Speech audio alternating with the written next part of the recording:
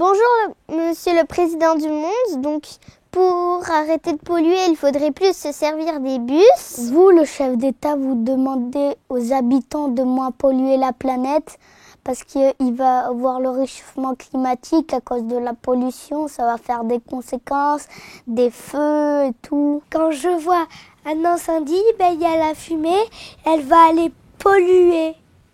Et ça pollue beaucoup trop la planète.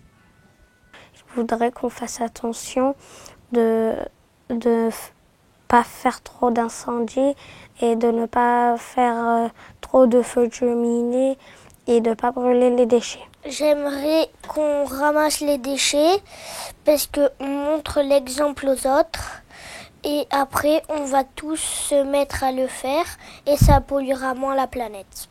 Et j'aimerais aussi qu'il y ait plus de poubelles et de recyclage. J'aimerais qu'on arrête de jeter des déchets parce que le vent les emporte et ça pollue dans la mer. Pour les petits trajets, on peut prendre la trottinette, soit le vélo, et aller à pied. Comme ça fait moins de pollution. Voilà. Moi, quand je vais à l'école, je vais soit à pied, soit en trottinette. J'aimerais qu'on arrête les pesticides parce que ça pollue et moi j'en pense que ça tue les plantes et que ça nous fait beaucoup de mal. Pour essayer de moins polluer, il faudrait arrêter de mettre les chauffages à fond et parce que ça gaspille de l'énergie, il faudrait mieux mettre des pulls. Et pour moins gaspiller de l'électricité, il faudrait éteindre les multiprises.